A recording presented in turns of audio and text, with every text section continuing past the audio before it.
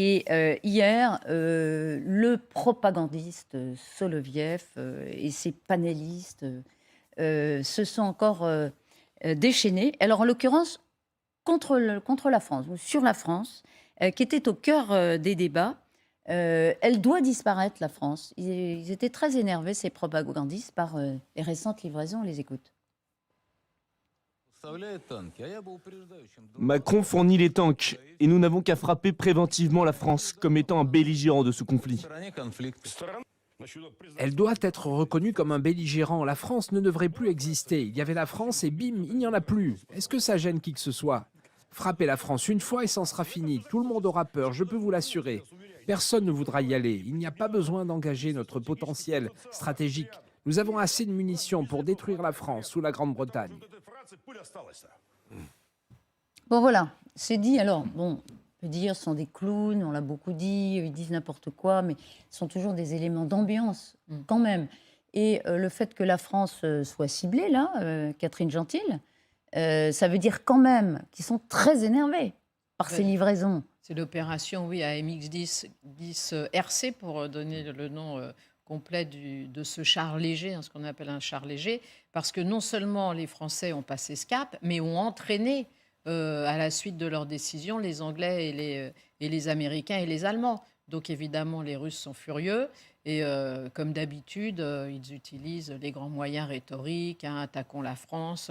Et puis on sait également que Vladimir Poutine apparemment ne veut plus parler à Emmanuel Macron, qui depuis Alors, on le verra tout à l'heure, d'ailleurs. des mois dit qu'il C'est un doit facteur passer coup de aggravant. fil. Voilà. Donc je pense que tout ça additionné, effectivement, ça ne pouvait pas échapper à notre cher Soloviev, et qui donc a décidé qu'il fallait faire disparaître la France.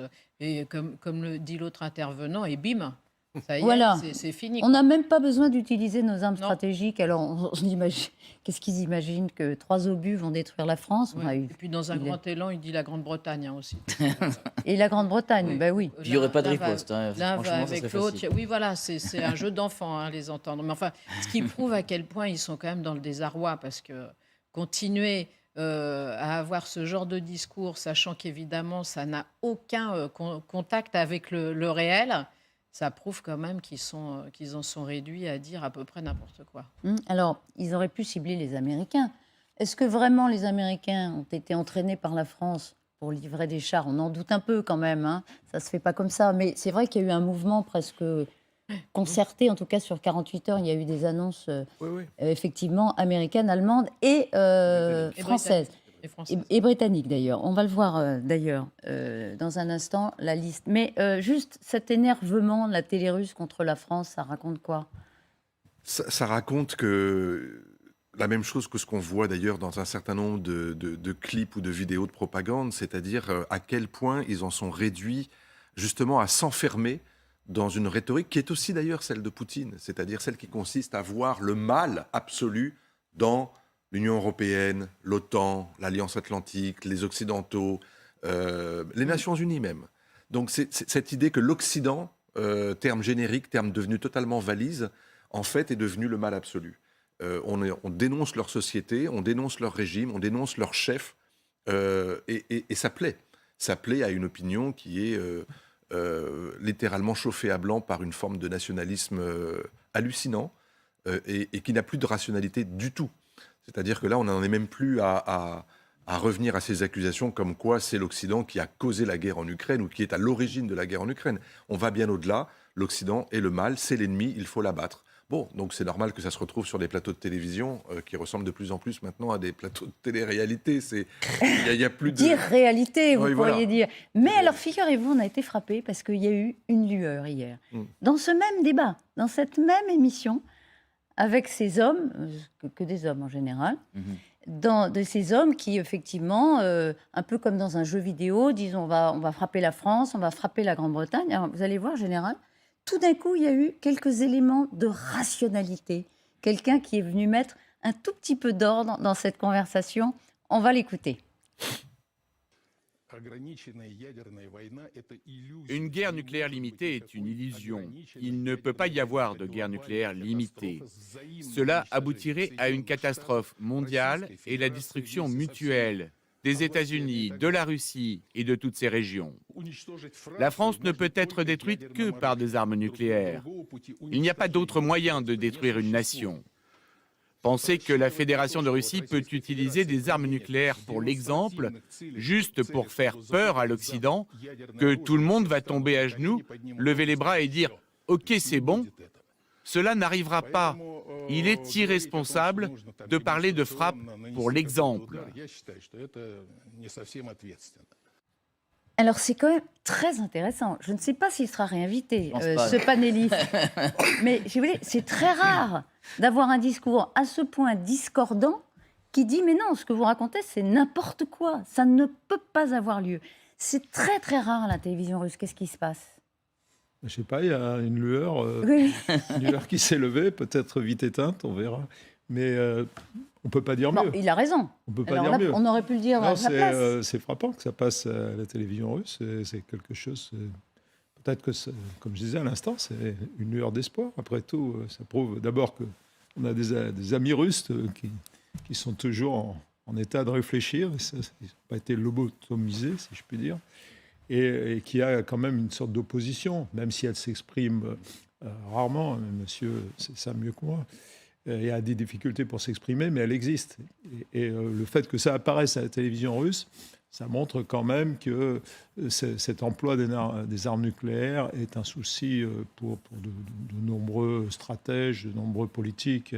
C'est pas aussi simple que ça, je pense. C'est pas aussi monolithique qu'on voudrait bien le montrer. Et même M. Poutine, d'ailleurs, a pris quelques reculs là-dessus. Donc, bon, soyons un peu rassurés sur le bon sens et le sens des responsabilités des uns et des autres. Oui, parce que Poutine, il a beaucoup joué, on l'a beaucoup dit ici, avec cette peur, évidemment brandie devant les Occidentaux. En réalité, on a dit aussi qu'il ne le ferait pas, parce qu'il lui reste justement une petite part de rationalité. Peut-être que ce monsieur dit exactement ce que pense Poutine. Est-ce que vous êtes d'accord avec ça, Olivier Védrine? Je vous vois sceptique, c'est pour ça. Non, d'abord Poutine, il est pas il est pas tout seul à appuyer sur le bouton. C'est tout un processus, etc. Toute logique. Voilà.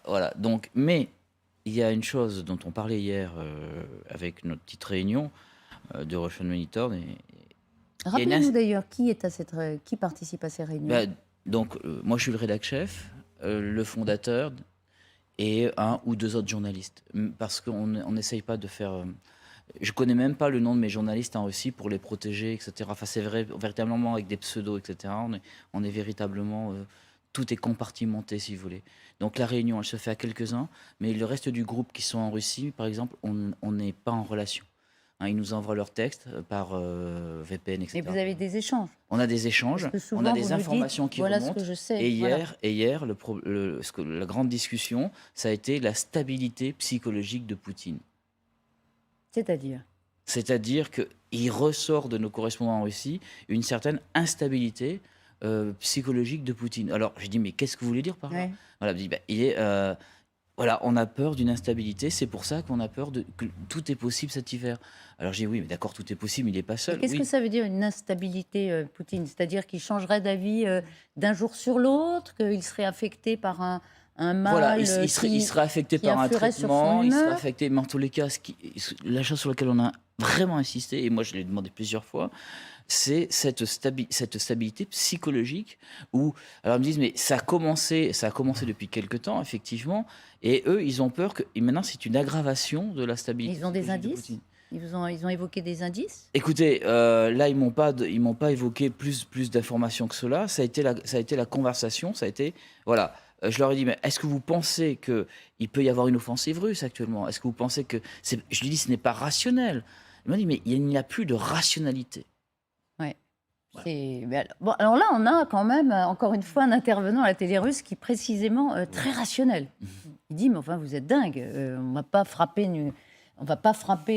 évidemment avec une arme nucléaire la France ou quoi que ce soit, parce que nous-mêmes, évidemment, nous en subirions les conséquences. C'est ce qu'on dit depuis le début.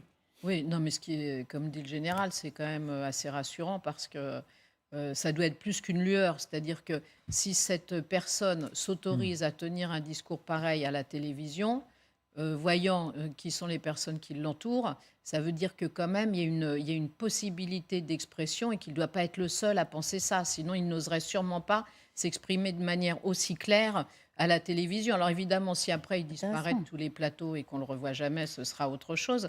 Mais c'est ce dont on parlait aussi hier concernant le fameux sondage de l'Evada, qui est le dernier institut de sondage crédible en Russie. C'est-à-dire qu'il y a quand même des gens qui s'expriment. Ce n'est pas la Corée du Nord quand même, la Russie. Mais ce qui est intéressant, c'est qu'effectivement, il y a la possibilité de s'exprimer sur ce plateau où il n'y a en gros que des extrémistes qui veulent détruire tout le monde sauf la Russie.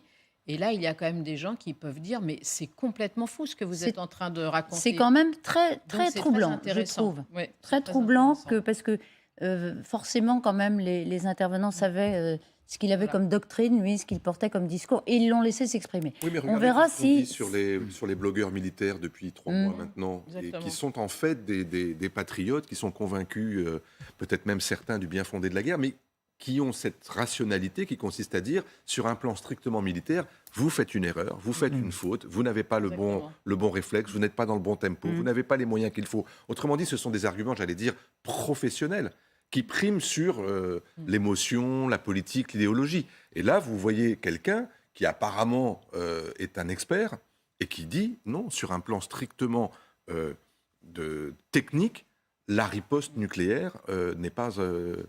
il faut l'envisager, parce que, évidemment, que la France, la Grande-Bretagne ou les États-Unis, si vous les menacez par une frappe nucléaire, évidemment que leur doctrine consiste à répondre. Il a raison. On verra si ça traduit effectivement un changement de discours plus général, parce que pour l'instant, la propagande continue quand même de garder à peu près les mêmes logiques, les mêmes discours de position frontale, avec effectivement les valeurs russes qui seraient tellement supérieures aux valeurs occidentales qu'il faudrait détruire.